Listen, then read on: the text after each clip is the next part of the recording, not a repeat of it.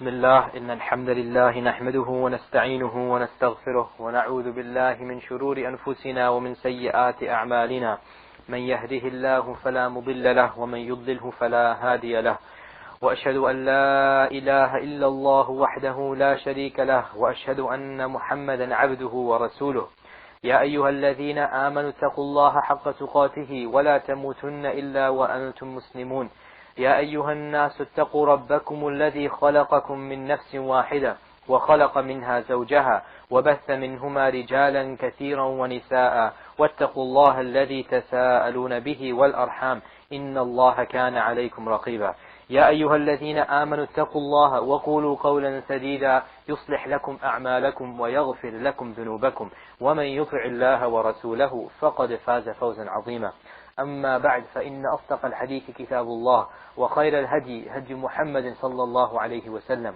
وشر الأمور محدثاتها وكل محدثة بدعة وكل بدعة ضلالة وكل ضلالة في النار. I'd like to welcome you to this first class of our fiqh session on the 7th of June 1999, corresponding to the 22nd of Safar 1420 Hijriya, and inshallah we were going to be covering the basic fiqh, I repeat, basic fiqh of the more important aspects of worship, which will include purification, wudu, salah, zakah, and fasting, sawm. And if we have time, perhaps we'll move on to some of the more aspects of fiqh. Now, before we jump into purification, what exactly is fiqh? Well, linguistically, fiqh means to understand, to reason. Okay? So linguistically, fiqh means to understand something from an Arabic perspective. Now, obviously, from an Islamic perspective, fiqh is something else. Fiqh is a study of the rulings of the the physical rulings of the Sharia, the physical rulings of the Sharia with their detailed evidences. This is the definition of fiqh. دراسة الأحكام الشرعية العملية من أدلتها التفصيلية, is that the study of the physical Sharia rulings from or with their detailed evidences. Now, when we say physical Sharia rulings, what is this differentiated from?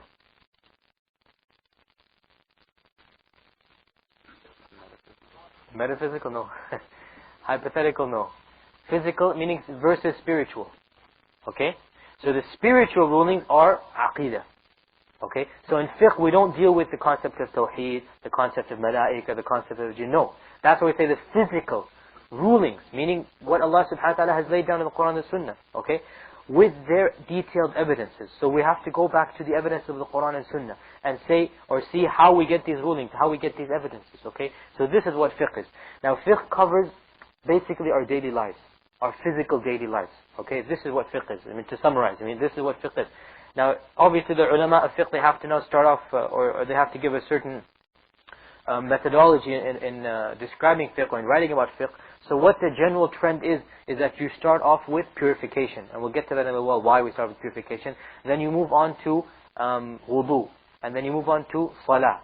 And then you talk about salah, the different types of salah. I know there are many different types of salah. And then you move on to funeral prayers, salat al-janazah, and how you wash the body and everything.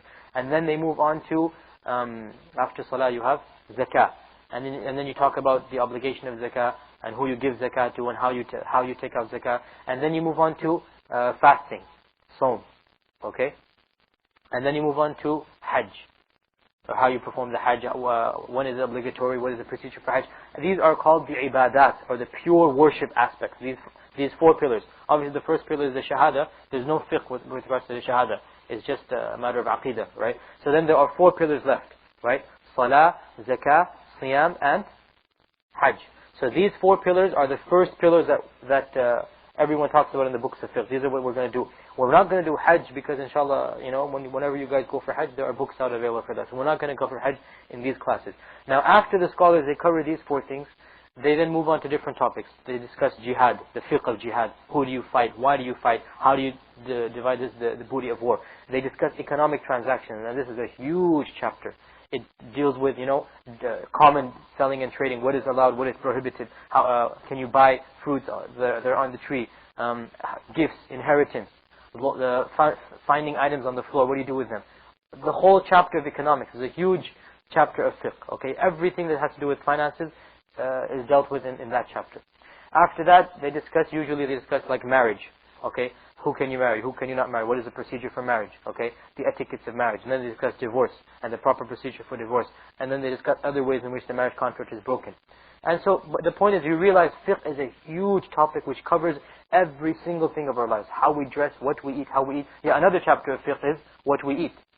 Okay, perhaps we'll have time to cover that, perhaps we won't. But the point is, how do you sacrifice an animal? Which animals are allowed? Which animals are prohibited? Okay, what is the proper way for tanning? All of these type of topics, they're covered in fiqh. So basically, everything that we do in our daily lives, from when we wake up to when we go to sleep, they're governed by fiqh. Okay, so we see then that the fiqh is very, very important, and it's very practical too. Tawheed and all of this is practical and it's important, but it's more theoretical if you like. You have to know it and then you have to implement it. Fiqh on the other hand, it's more, if you like, hands-on. It's more direct. You put it into effect immediately. Okay, that's not to undermine astaghfirullah tawheed. Tawheed is obviously the purpose of creation. But if you like, there's another way to differentiate that. You can say that tawheed al-ibadah, tawheed of worship, right? There's a conceptual side to it, which is what we're going to do in this book. And then there's a physical side to it, which is what we're going to do in fiqh. In other words, how do you worship Allah? You've understood now, after you've covered Kitab al-Tawheed inshallah, you've understood now the importance of worshipping Allah and the dangers of worshipping other than Allah and what worship entails. Now the question arises, well, okay, how do I worship Allah? And the primary way is fiqh. When you put fiqh into action, how do you pray? How do you worship, do wudu? How do you do ghusl? Okay, how do you give your zakah? This is the implementation of Tawheed what type of Tawheed? Let the brothers answer to each other. I know you know. Tawheed al-Uluhiyya, right? Any difference of opinion? Yes, Tawheed al-Uluhiyya is what we put into effect when we study fiqh, okay? Now, what are the sources of fiqh? Now, I understand you're going to have a detailed class on usul al-fiqh or on the sciences of fiqh in a few weeks, but just so that we understand where we're coming from, in a 5-minute summary, what are the sources of fiqh? The first source, obviously, what is the first source? The Quran. The second source? The Sunnah. The third source? Ijma'. What is ijma'? No. Consensus. In other words, when all of the companions or any generation, they all unite upon something, well, this is what it is. This is what consensus means. Now, consensus means that all of the scholars at that time, they have to have the same opinion. You can't have any difference of opinion. And there are a number of things that are based on ijma'. What is the fourth most important source? Qiyas. Qiyas. What is qiyas? Analogy. Okay. In other words, a certain ruling exists in the Quran and Sunnah. Okay. Now there's another aspect or another thing which is very similar to this thing. So we make analogy, we make qiyas between this which doesn't exist and this which does exist. You're all confused. Let me give you an example. Well-known example, which is the most common example too of qiyas, and inshallah you'll understand what this means. Okay. Marijuana. Is there any Quranic ayah or hadith that specifically prohibits marijuana? No.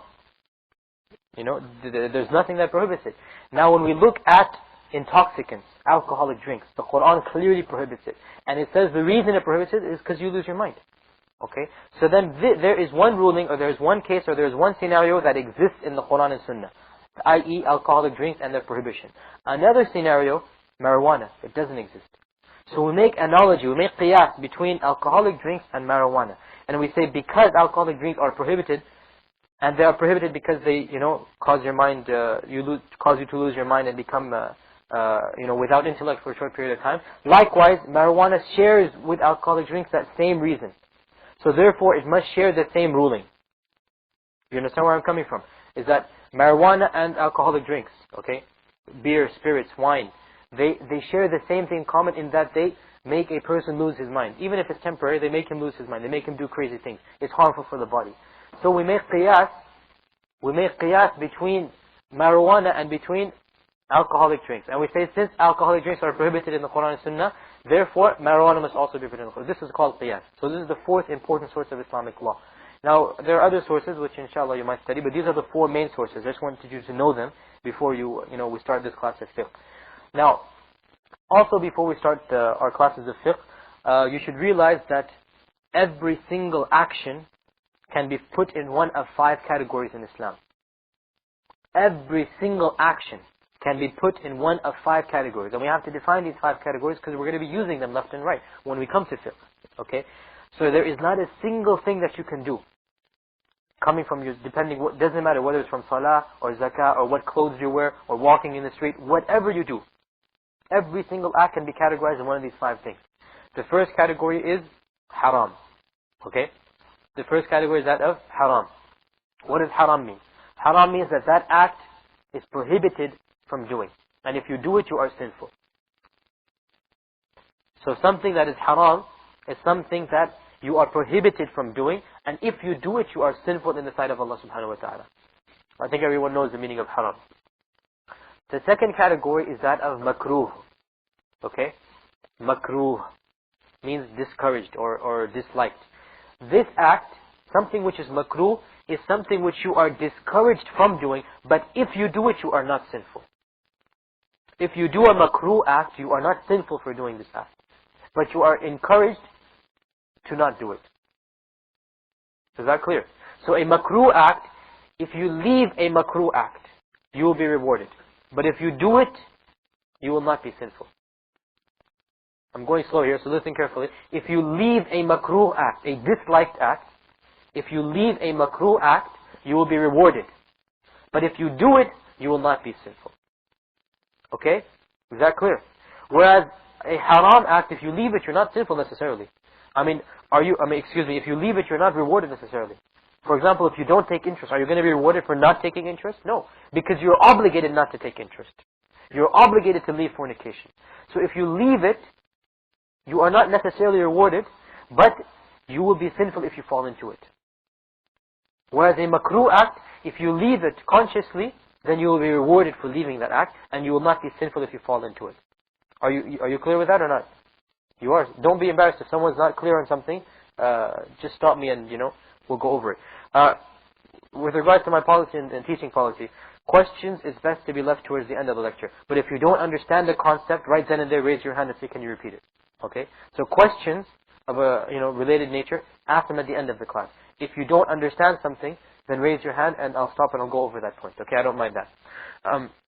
That's the second category, makrooh, which means that it's discouraged or disliked to do. So therefore, if you leave that discouraged thing, you are rewarded, but if you do it, you are not sinful. The third act, or the third category, is that of mubah. Mubah, mim, ba, alif, and ha. Mubah. Okay? A mubah act is one which is neither discouraged or encouraged. So you are neither rewarded or sinful for doing it. Let me give you an example for that. For example, when you woke up in the morning and you put on a blue shirt, okay? Did you expect to be rewarded by Allah for putting on a blue shirt instead of a red one? No. Did you expect to be punished? No. It's mubah. It doesn't matter what you wear as long as the certain conditions are met. But what you wear, is it blue or red or green? It doesn't matter. So this is mubah. It's allowed. And most of our acts of our daily life fall under mubah. Eating and drinking and, sleeping and, taking a walk in the forest. All these type of things are mubah. They're allowed. In other words, you're not rewarded for doing it, but you're not sinful, and you're not sinful for doing it at the same time. Okay? Neither reward nor sin. It's just allowed. Okay? The fourth category is mustahab, or encouraged.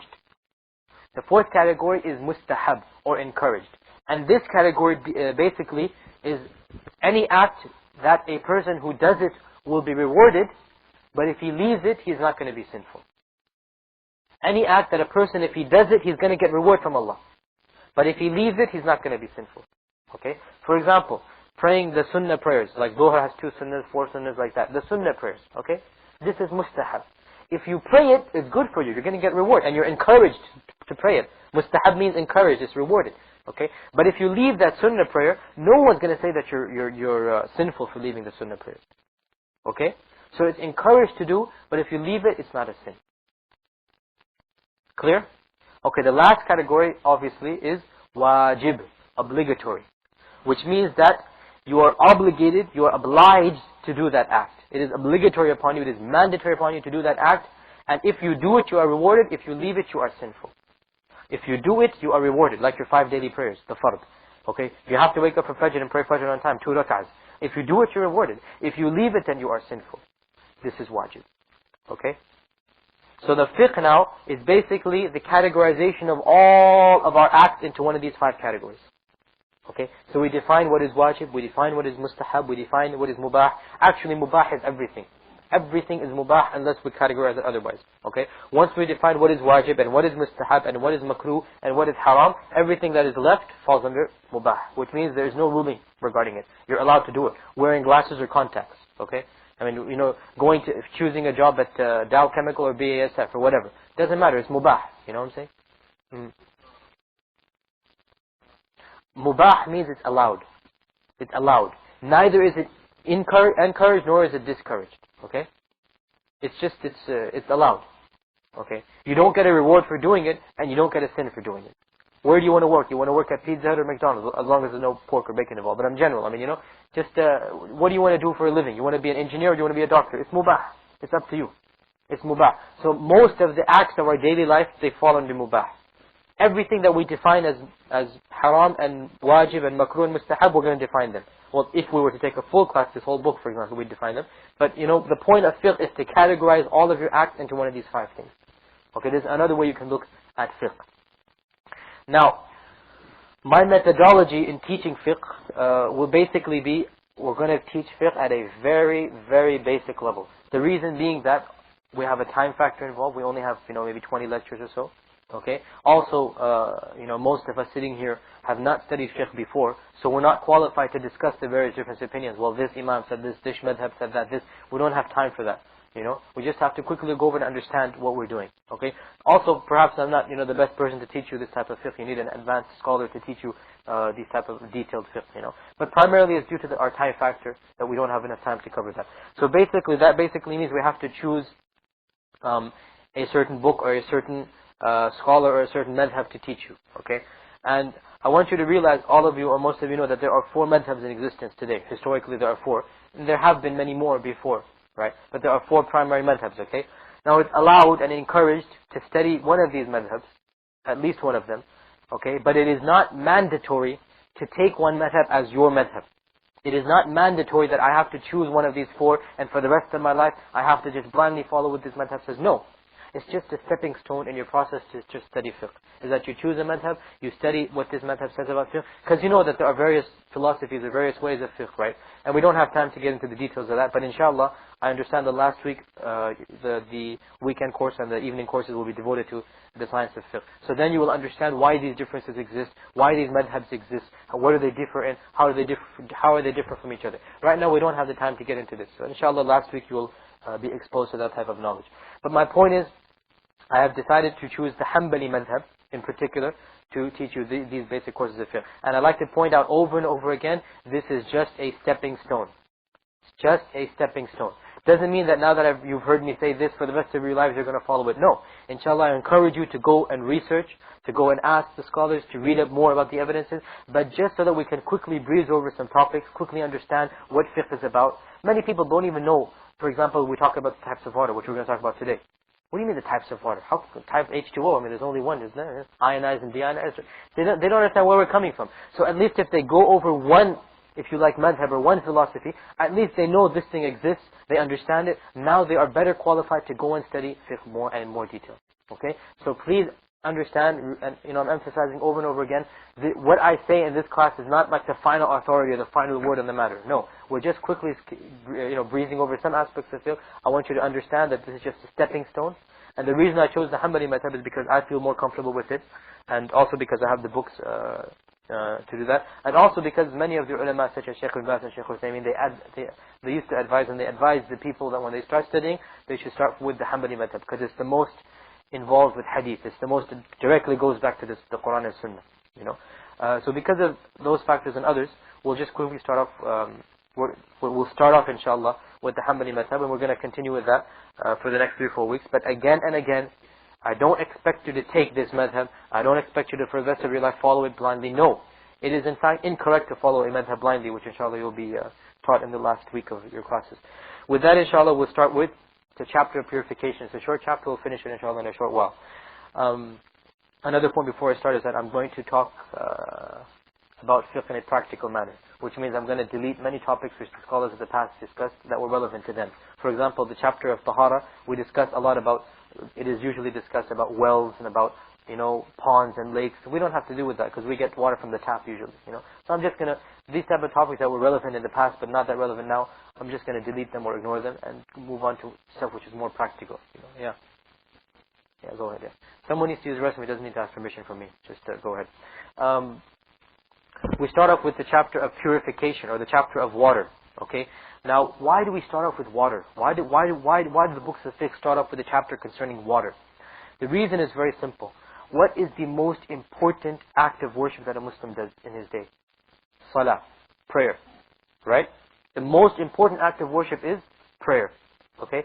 Now, how does one enter into a state of prayer, or into a state of that he's qualified to pray? By wudu. And what is wudu based upon? Water. So you see, when you follow the sequence of events backwards, you realize that that when a person, for example, wakes up in the morning, he has to offer his Fajr prayer. What is the first thing he has to do? Is go and make wudu. So obviously we have to discuss about water. What water is going to make wudu with, and what water he cannot make wudu with. Okay. So this is why the books of fiqh, they start off with the chapter of water.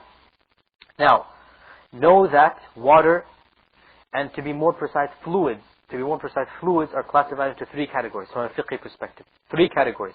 Every single fluid, from Diet Coke to Pepsi, from water to every single fluid you want, you can classify it into one of 3 categories.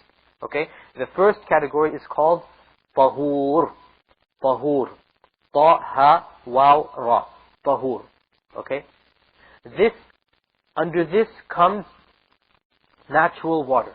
In other words, the only thing that is tahur is natural water. What do I mean by natural water? I mean water that has been unpolluted. Water that comes down from the skies. Water that is in the lakes and ponds. Water that we open our taps with. This is unpolluted water.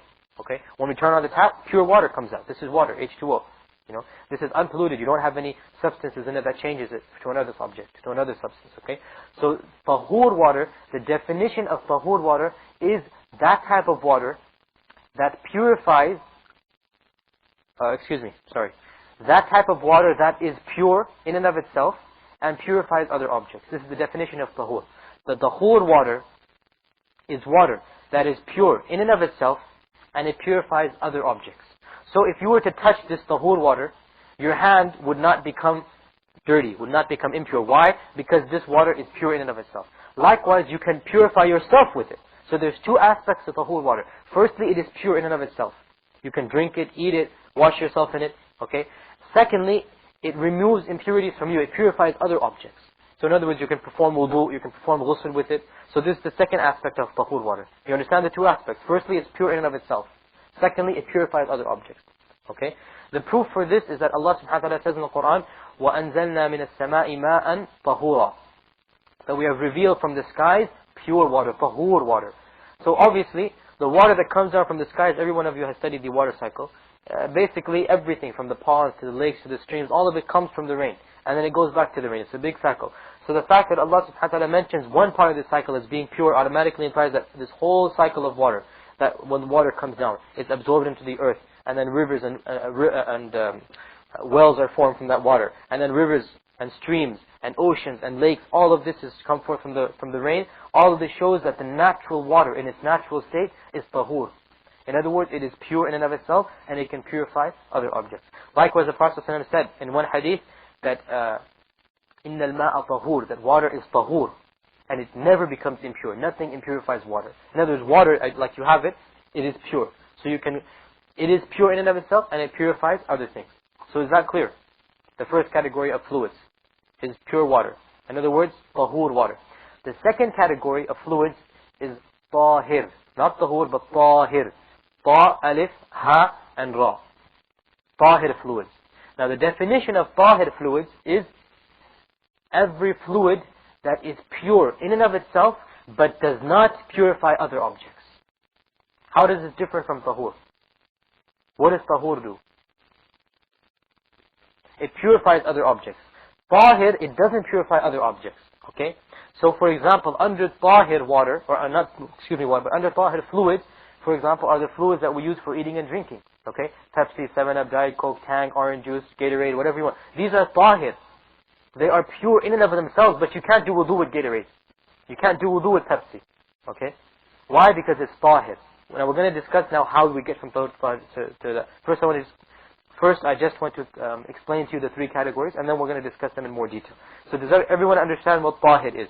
Is that these are those fluids which are pure in and of themselves. So you can drink and eat these fluids if you want to. I mean, not every tahir fluid you want to drink, but I'm saying you can drink these fluids, you can eat them, they can fall on your clothes, okay? You can spill something can spill on you and you can still pray, excuse me. It's getting late in the day, my tongue's getting a bit tired. You can still pray with that fluid on your body. So if some Pepsi falls on you, for example, okay? You don't have to wash that portion. Jazakallah khair.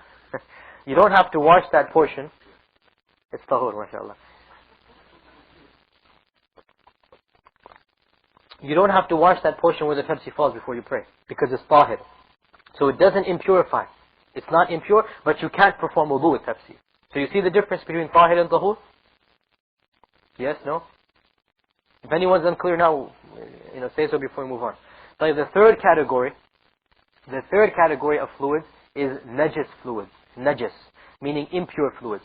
Okay? Now najis is that which is impure in and of itself. So obviously it cannot purify other things. Najis is an object or a fluid which is impure. It could be a fluid, it could be a solid object, which is impure in and of itself. So obviously if it's impure, how can it purify other things? I mean, it's understood. When you say it's impure, so for example urine, human urine, okay? Human feces and stool, okay? This is najis. So if something of najis with a sin, if something of a najis falls on you, then you have to take it off before you pray. So if some urine falls on you, you cannot pray in those clothes where that urine has fallen. Okay? You have to go and wash it. With tahur or tahir? What are you going to wash it with? Tahur, not tahir. Because tahir doesn't purify other things. Remember, tahur is the thing that purifies other things. Tahir doesn't purify other things. Okay? So you understand what tahur is, you understand what tahir is, and you understand what najis is. Everyone's clear with that? Okay, the question arises, how does water come from tahur to tahir to najis? What changes water from tahur to tahir to najis? We just said natural water is tahur. You turn the tap on and it's pure water, it's tahur. Okay? Water that's found in the wells, that's found in you buy it from the shops, found in the oceans. All of this is tahur. But obviously, how does it change from tahur to tahir? Because obviously everything is based from water. How does it change from tahur to tahir? The change that occurs, or the criterion for this change, is very simple. Suppose you were to add something to tahur water. Let me give you a practical example, tang. Okay? You have a bucket, a big bucket of pure water. If you were to add a little spoon or a tablespoon of tang in this whole bucket, and mix it in, would you be able to detect any change? Yes or no? I would say no. If you have a big bucket, and you added a little tablespoon of tang, right? I don't think you'd detect any change. And you would still call that thing water, right? I mean, if you add a little bit of tang into it, it's not gonna change anything in the water. You're still gonna call it water. But if you were to continue adding tang to it, eventually that water would become from tahir to tahur. Eventually you would stop calling that thing water and you start calling it tang. Okay? Now when does this break point come? Well, there is no precise definition. It's basically what you would call water and what you would call tang. There's no precise break point. Is that, okay, after you add this many milligrams of a certain substance. So how do you change from tahur to tahir? Is when you would stop calling that object water and you would start calling it something else. Likewise with Pepsi, okay? Pepsi, for example. Pepsi, for those of you that work in the restaurant industry, you know that it's sold as a very concentrated sugar or syrup, okay? And they add water to it. Okay, they add water to it and then they carbonate it, so that's where you get your fizzy drinks when you go to the restaurants, okay? A little bit of that sugar, a little bit of that syrup, if you were to add it to a large amount of water, it would not change anything and you would still call it water. But eventually, as you added more and more syrup to that water, eventually you would stop calling it water and you say, okay, this is Pepsi. Or even diluted Pepsi, but you wouldn't call it water. Okay? When does this exact precise change come? There is no exact precise time point. Before this, it's water, before that, but it basically goes back to your judgment. Would you call this substance water or not? Likewise, soap. Okay? You add a little bit of soap to a lot of water, it might get a little bit of soapy, but you'll still consider that thing water. If you add a lot, eventually it'll change and become another substance. Okay? So again, there is no fine criteria that you can use. There is no pinpoint place that you can say, before this it's tahur, after this it's tahir. It's basically, it goes back to your own self. Would you call that object water, or would you call it something else? Would you call it Pepsi or Tang or Gatorade or whatever you want to call it? Okay? As soon as you think that this object is now no longer water, then you cannot perform wudu with this water. Okay? So if something small falls into the water, for example leaves, this doesn't change the water at all. So it's always going to remain tahur. Likewise, a little bit of sand, it doesn't change the water at all. You're still going to call it water. You might call it dirty water, but it's still water. Muddy water, but it's still water. So you can perform wudu with this type of water. Likewise, sometimes when we turn the tap on and we find the water is slightly red because of lead deposits, right? This is tahur water because you still call that substance water. It might be a little bit polluted, it might be changed, it might have changed its color, but you still consider that substance water. So you can perform wudu with that type of water. Likewise, the ocean, it has salt in it, but you still consider it water. Salty water, but it's water. Okay? So you can perform wudu with that type of substance. So what I'm saying is the criterion between tahur and tahir, it goes back to basically yourself. Okay? It goes back to your intelligence. I mean, would you consider this water or not? If you consider it water, it is, you can perform wudu with it. If you consider it as something else besides water, then it is pure. It is pure if you've added something pure to it, but you cannot perform wudu with it. Is that clear so far? Clear? Mm-hmm.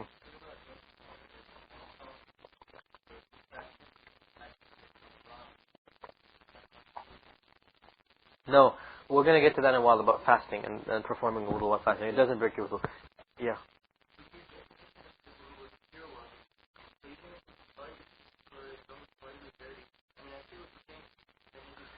Yeah, okay, the question is, I define tahur as pure water. Now if we add something, it becomes slightly impure. What do I mean by pure? I mean not pure from a, if you like, our sense. I mean pure from a sharia sense, from the sense that in the religion of Islam this water is pure. In other words, if it falls on you, you don't have to wash it to pray. I don't mean pure from a sense that's absolutely, undiluted and no chemicals, no. I don't mean pure from a chemical perspective, if you like. I mean pure from an Islamic perspective. Meaning that when I say something is pure, it means that the sharia or the religion of Allah has classified this substance as pure. In that if it falls on you, or if you have a little bit of this substance on you, you can still pray and there's no problem with it. Okay? So if you have some Pepsi or some fluids or some type of stuff on you, you can still pray in those type of clothes. It's not, it doesn't, versus for example najis, which is what we're going to get to now. Najis is everything that is impure. So for example, human urine and human feces and stool, okay, and pigs, and the urine and feces of those animals that are not eaten, okay, those animals that are not eaten, such as the dog, such as all carnivorous animals, okay, all of these things are najis. Okay, you might want to write these type of things down. Is that human feces, human stool,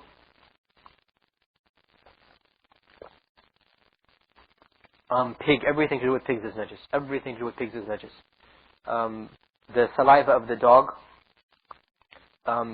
every urine and stool that comes from an animal that you are not allowed to eat. So for example, cow urine, is that najis? No, cow urine is not najis. Okay? Sheep urine, sheep stool is not najis. Okay? Pigeon, for example, pigeon droppings are not najis. Okay? So if you're praying and a pigeon dropping falls on you, you don't have to break your prayer. Versus, for example, if a human urine or something fell on you, you cannot continue praying with that type of clothes. Okay, so you see the difference. Those type of animals which you're allowed to eat, their urine and stool is pure. Whereas those type of animals that you're prohibited from eating, their urine and stool is impure. Okay? So these type of things are all najis. Questions at the end. Do you understand something? Okay. These type of things, they're all qualified as najis. Now how does water change from tahur to najis?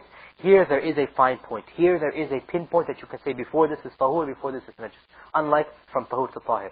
When you add, this is now the definition of, or not definition, but when you can qualify something or classify something as najis. When you add to tahur water or to tahir water, when you add a najis, we've already defined some of the most important najasa, right? When you add a najis substance, until either its color or its taste or its smell changes, then that water will be classified as najis. And it leaves being water and it becomes najis. So you have, for example, a bucket of water. Okay? Now, suppose you're doing some experiment, let's say, because how else would you do this? Suppose you add a few drops of urine to this big bucket, okay, of human urine. Neither will the color change, nor the smell change, nor the taste change. Okay? So, you could still do wudu with that water. I'm not advising you to do it, right? But I'm saying, were you to perform wudu with that water, your wudu would be acceptable. You understand where I'm coming from? I'm not saying you should do wudu with that water, but I'm saying if you were to do so, or were you forced in a situation to do wudu with that water, then your wudu would be acceptable. Whereas, for example, if you added a whole cup of urine, then the smell would change, and or the color would change, and or the taste would change. If any one of these three changes, or all three things change, then that bucket becomes impure, becomes najis. So if you were in the middle of the desert and you only had this bucket of water with you, you could still not perform wudu with that water, and you would have to do tayammum, which we're going to get to also in a little while. So you understand where I'm coming from, is that there is a clear pinpoint between tahur and najis, whereas there is no clear pinpoint between tahur and tahir.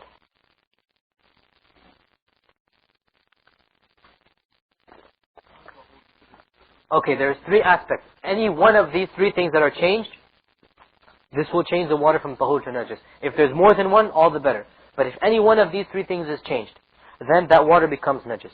When you add a najis substance, we already defined the most important najis substances, and there are more. For example, blood. Blood is a najis substance. Okay, you add blood or human urine or human species or stool or anything to a tahur fluid until either its taste is changed, or its color is changed, or its smell, or any of the three, or more than the three. It doesn't matter. The point is, at least one of these three things has to be changed.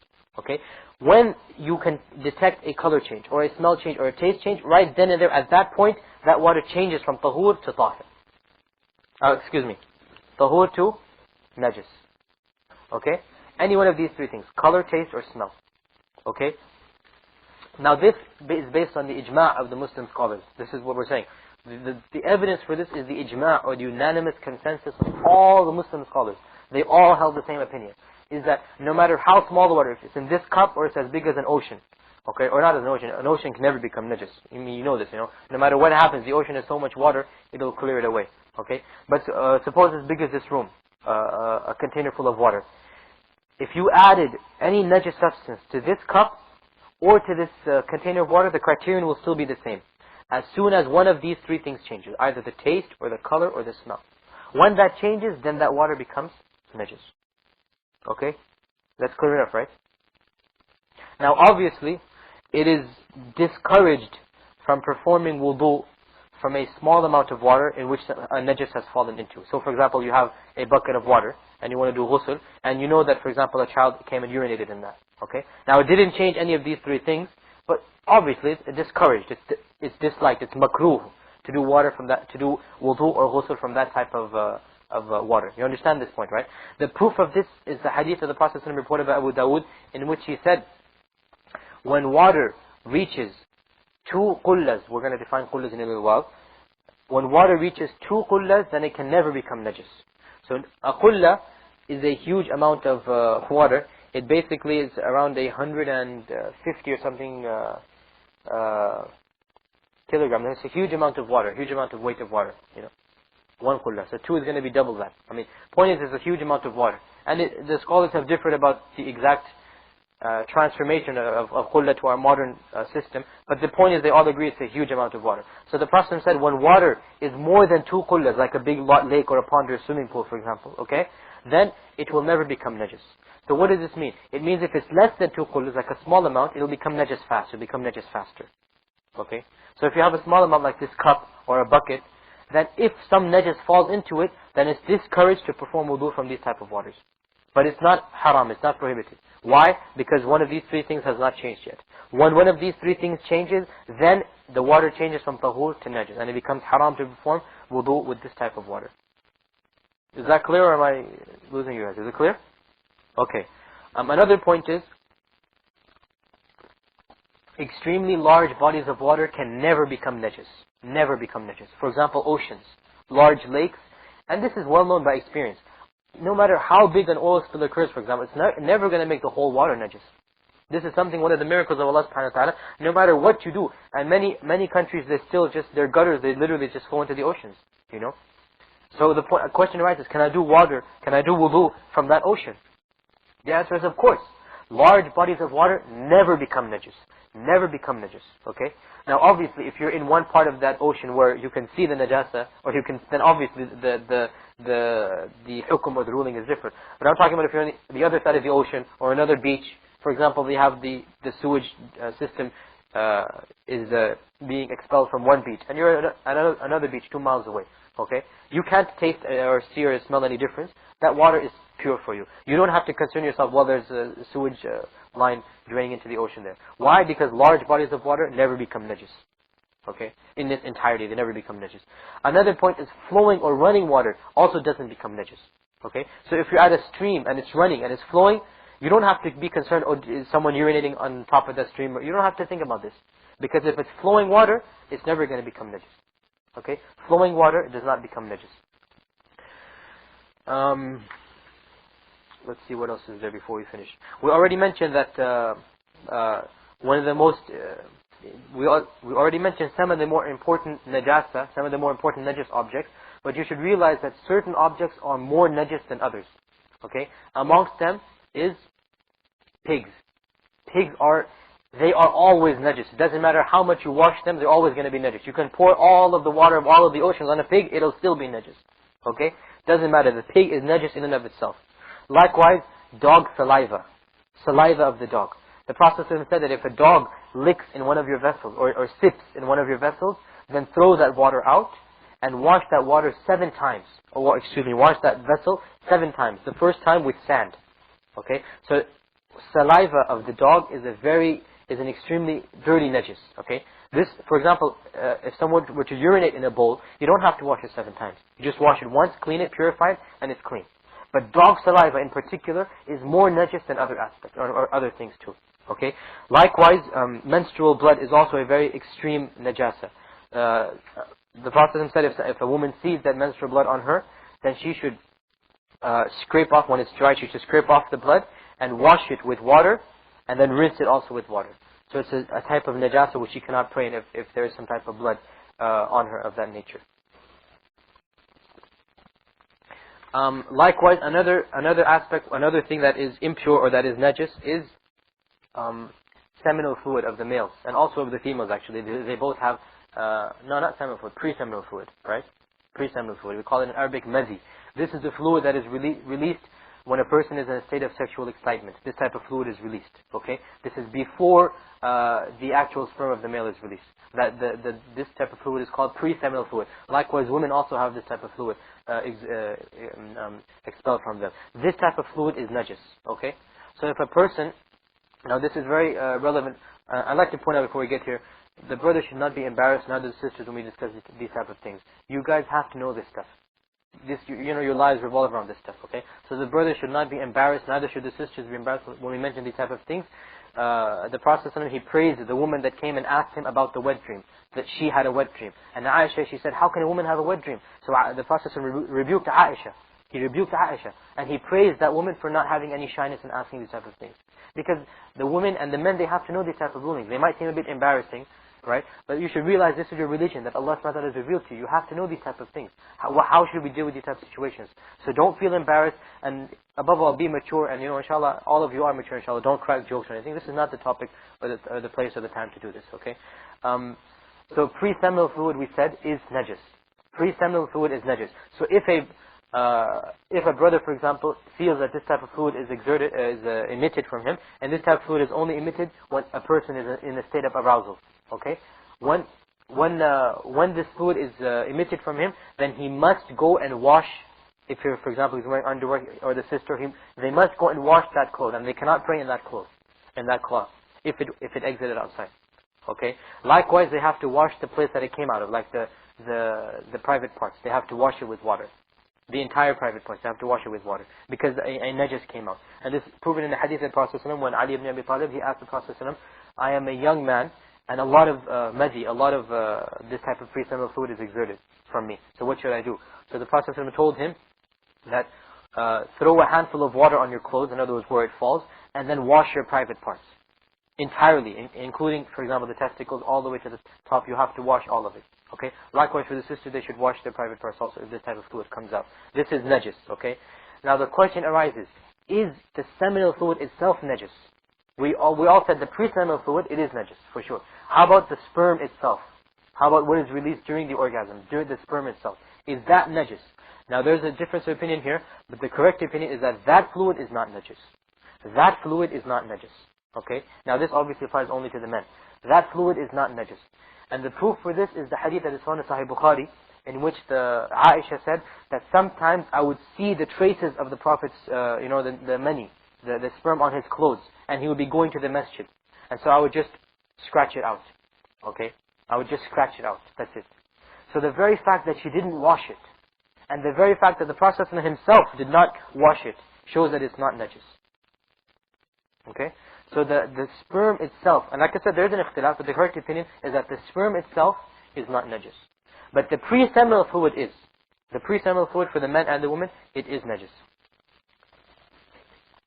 Now there is one exception to human urine, and that is the urine of an unweaned male infant. The urine of an unweaned male infant is not najis. How about an unweaned female infant? It is najis. Okay? What is an unweaned? What does it mean, unweaned? It means that his primary or his main source of food is his mother's milk. Okay? In other words, a year old, a few months old. Okay? And this is proven in the hadith of the Prophet when a male boy was brought to him, and the boy urinated on the Prophet's clothing. So the mother became flustered, and obviously she was embarrassed. The Prophet told her to calm down, and he asked for some water to be brought, and he just splashed that water on him. He didn't wash it, he just splashed it.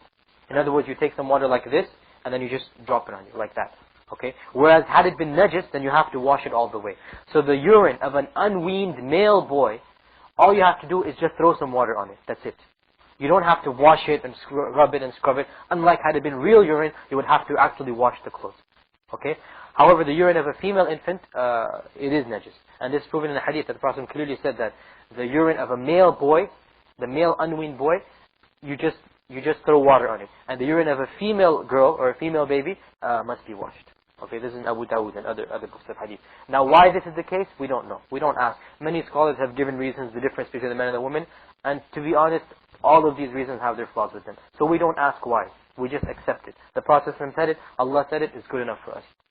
So the Prophet told us that for the male, unweaned male boys, if it's weaned, then it becomes najis. If he's eating food, if he's eating solids, then it becomes najis. Just like a full-grown man. Okay? But if he's unweaned, if he's younger than, he's still feeding on his mother's milk, at this point in time, his urine, all you have to do is just throw some water on it, splash some water on it. So this is an exception to human urine. Likewise, vomit and large amounts of blood, this also is considered najis. However, the scholars have said that a very small amount, can be forgiven of blood. For example, nasal blood when it just comes out, okay? Likewise, a small amount of pre-seminal fluid. Because it's something which, very few people can save themselves from, just a small amount of pre-seminal fluid. And everyone knows what a small amount is, maybe like a little bit, But if someone is continually discharging, that's the word I'm looking for, discharging pre-seminal fluid, then this is not a small amount. Everyone knows what a small amount is, just like, a little bit, okay? So the scholars say this is forgiven. You don't have to worry about it, But a large amount, or not necessarily large, but more than a small amount, okay? This is not forgiven. So a small amount of blood, a small amount of pre-seminal fluid is forgiven. But a large amount, it is not forgiven. I think we've covered basically taharat and najasat. The reason we're doing this is we want to realize, once again, why are we doing this? We want to realize what water we can use to perform wudu and ghusl. We're going to get to wudu and ghusl in a few chapters, or in a few lectures. Right now, we're just concerned with what waters can we use. What can I do wudu and ghusl with? So we have to realize then that we can only do wudu and ghusl with pure water. And also, if we have a najis substance on us, we can only wash it with water. Likewise, obviously, when our washing machines, we have water and soap, that's fine. But there is water, that's the point. There is water. Okay? So you have to wash it with water is the point. You have to remove that thing. Likewise, it's common sense that if a physical impurity is there, for example, human feces, right? Obviously, you have to remove that feces. For example, if a child defecates in the masjid, right? Obviously, you have to remove that actual physical thing from the masjid before you can clean it. It's understood. You have to remove it. Likewise, on your clothes, if some amount of blood falls or urine falls, not urine, but like stool or something, you have to physically remove if it's a solid object. If it's a liquid object, like urine, then all you have to do is pour water on it, throw water on it. Okay? Likewise, for example, in the masjid, a child comes and urinates in the masjid. Okay? What should you do? Well, if you're in a masjid that doesn't have a carpet, like it's sand, obviously you just, you can pour water on it, or take the sand away or pour water on it, okay? But if it's a carpeted masjid like this, then you just add enough water until you think that you've cleaned the najasa. It's up to you. I mean, it's your human sense, There's no ratio that you use, 1 to 2 or 1 to... There's no ratio like that, okay? You just use your common sense until you think that you have cleaned the najasa away from the masjid. And this is proven by the hadith of the Prophet in which a Bedouin came and he urinated in the masjid. Now the Bedouins, they are known for their crudeness and they're not very cultured and refined, okay? So he just came and urinated in the masjid. So the people became angry at the Bedouin. The Prophet said, leave him alone, let him urinate. And this shows you the wisdom of the Prophet. A person cannot interrupt his urine. Everyone knows this. A person cannot stop his urine. Urinate for 10 seconds and stop for 3-4 minutes and urinate. He cannot do this, okay? Imagine the hardships that would have been caused to this Bedouin. The Bedouin already started urinating. So what's the point of stopping him now? Likewise, had he been told to exit the masjid, then his urine would have continued all the way to the masjid. So that najasa would have spread all the way. So this is the wisdom of the Prophet. He told the companion, stop. Don't force him to stop. Let him continue. You can't do anything. And if you're going to try to stop him, you're going to cause a bigger hassle. So when he finished urinating, the Prophet called him and said, this is the masjid of Allah, and the masjid of Allah are not built for these type of things. Okay? And then he ordered the companions to take a bucket of water and throw it on the urine.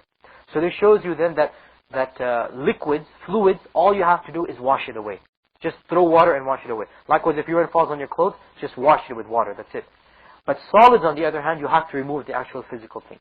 Okay? If it's stool or if it's blood, menstrual blood. Like the Prophet said in the menstrual blood hadith, he said, scrape it away. He told the woman, scrape it away first. Okay? And then wash it and rub it with water, and then throw water on it. And then if there's a sign or a redness left after that, he said you can ignore that. Because you've done your job. So even if there's a color left, whatever you do after you've purified it, you can you ignore from that. You don't have to worry about it. Okay. Likewise, when it comes to feces, for example, suppose you did your best to wipe it away, you washed it, but there was still some color left of it. This is ignored. You can now, because you've done your job, you've washed it, you've rubbed it, you've scraped it, you can't do anything more. You can ignore it because you've done your job. And this is of the blessings of Allah Subhanahu wa Taala, that He didn't make it so strict for us. And for example, women's blood, it's very difficult to remove the stain from that. Okay, and the sisters know this. It's very difficult to remove the stain. Allah Subhanahu wa Taala has forgiven this from us. That once you've done that, once you've done your job, you've scraped away the najasa, you've washed it rigorously, you've thrown the water on it, and that's it. After that, you can leave the rest. Whatever, if there's still some stain or some there, you can leave it to Allah Subhanahu wa Taala, and you are forgiven for that. Inshallah, I think we've covered the more important najasa. This wasn't an exhaustive list. There's others also, but I'm saying the more important ones are these.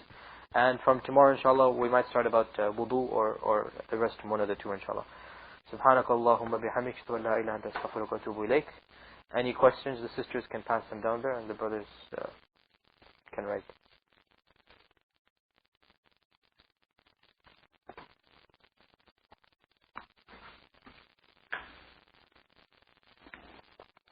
When there are no questions, it seems that the people didn't understand anything. Because if you understand, that's when you have questions. My teachers, they used to say, if the students don't ask questions, something is wrong. Because only when you really understand what's going on, that's when other questions are going to arise. Well, how about this? How about that? Okay? So keep that in mind.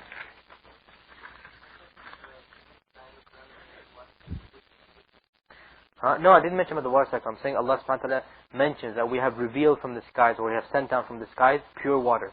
So I'm saying we all know the water cycle, okay? The very fact that Allah subhanahu wa ta'ala mentions one section of this cycle as being pure automatically implies the rest of it is also pure. Because we know the water cycle, from the rain, we get the wells, we get the springs, we get the waters, we get the rivers, we get the streams, we get the oceans, lakes. So if Allah subhanahu wa ta'ala calls the water that comes down from the sky pure, obviously everything that follows from that will also be pure. That was my point.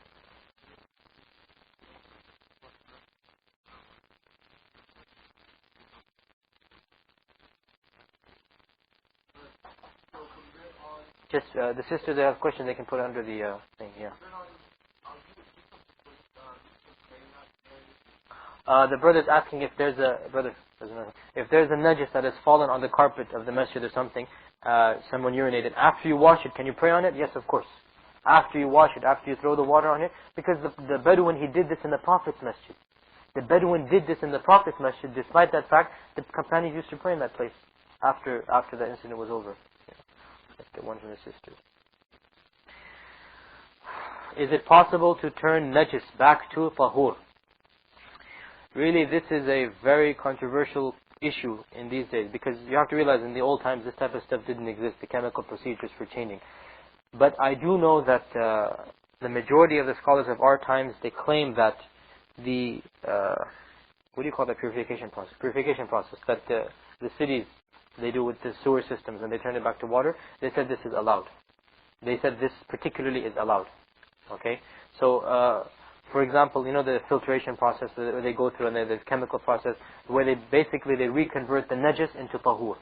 Okay, I do know that the ulama of our times, the committee of fiqh in Rabat al-Alam al-Islami, which was headed by Shaykh Ibn Baz rahimahullah and others, they allowed this type of water and they said it is tahur.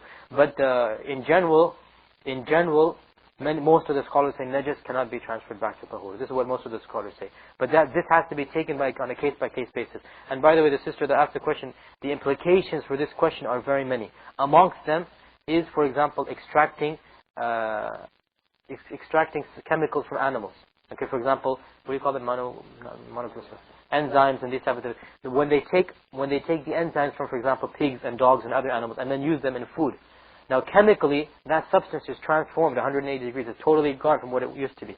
But it's still based on that najasa. So this question is in fact related to that. And the scholars have differed about that. Most of them say no, it doesn't make it halal, even though it was taken, even though it has chemically been transformed. And some say it is allowed. But I do know that in particular with regards to this process of changing sewer water and the gutter water back to tahur water, I do know that the ulama, the majority of them in this time, they allow it. Okay. Huh? One more question. That shrimp is makrooh. It was one drop of blood falling in. What do you do? Okay, there's a question about urination, and that will be discussed in the next lecture, inshallah. There's a question about shrimp, that will be discussed next lecture, inshallah. No mixing between the two. The last question I will answer, then we have to break up, is that people say if one drop of blood falls in, menstrual or otherwise, then the whole bucket is najis. But I would still consider it water. Can I make wudu with it? The opinion of the majority of the scholars, not majority, but many of them I would say, is that it is najis, okay? But the correct opinion is that it is not najis, it is makrooh to make wudu from that water. So you see, it is not haram, that water, but it becomes makrooh. Okay, if it's a small amount of water. So if a person is forced to perform wudu with that type of water, or he performs it unknowingly, suppose there's two buckets, okay, and he performs wudu from one of the buckets on the right hand side, and then someone came and says, oh, I know my little child urinated in that bucket, okay. Now he didn't notice any change in the scent or the color or the taste, okay, so he doesn't have to repeat his wudu. Okay, he doesn't have to repeat his wudu. So we're saying it is discouraged from performing wudu in this type of water, but it does not become najis according to the correct opinion of the scholars. This is because the Prophet said that water is tahur and it doesn't become najis. It doesn't become najis until one of these three things are changed. Okay, so water is tahur and it does not become najis. That's the hadith. And by ijma' or by consensus of the scholars, we say it doesn't become najis until one of these three things are changed. So to answer the question of the sister, it is water, and you can make wudu from these type of waters. Do we have time for this?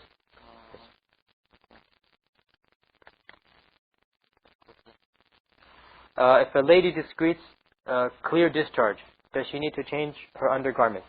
And if she wears panty liners which protect undergarments, will it suffice to replace it with a wash? Wallahi, sister, this type of fluid, there's a big ikhtilaf over too. This type of clear discharge. We're not talking about pre-seminal fluid. We're not talking about the discharge that is released in a state of excitement. We're not talking about that. That is najis by ijma', by consensus of the scholars.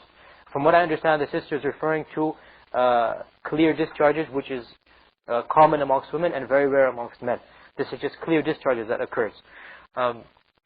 According to the majority, once again, it would be qualified as najis, according to the majority. So therefore, you will have to, at least, you don't have to change your undergarments, at least you have to wash it with water. You don't have to change it, but you have to wash it with water. If you have panty liners, then you don't have to, it doesn't go to the undergarments, so you don't have to change the undergarments, okay? So it'll suffice if you just replace it, okay? Now I do know of some ulama, like Shaykh Uthaymeen, he has a condition. He said if the woman is well known for having a lot of discharge, okay, in that, suppose she does wudu, after 10 minutes she's going to have another discharge, another, and she can't possibly go into wudu every 5-10 minutes. In this case, Shaykh Uthaymeen says that she should wear, for example, a panty liner or something that's going to protect that discharge from spreading to her clothes, do wudu as latest as possible before the salah. Suppose the salah starts at 1 o'clock, she should do wudu at like 12:50, 12:55, and then whatever happens after that, ignore it. Okay? This is what Shaykh Uthaymeen says. The reason being that this type of fluid, since it comes out from the private parts, in general it is najis. But because of the fact that she's having so much discharge, she can't control it. So she takes on the status of the one who continually urinates. Okay? There are some type of people, and we seek Allah's refuge and we thank Him for being safe from this type of disease. There's some type of people, as you all know, they cannot control their urine. So they have to wear special padded garments to protect themselves. Okay? These type of people, because they can't control their urine, because it is beyond their control, it's a type of necessity that the scholars say, okay, they should wear something tight so that the urine doesn't spread to the masjid, and they should do wudu at the latest time possible, and then come and pray and ignore what happens after that. But obviously they have to do a new wudu for every salah.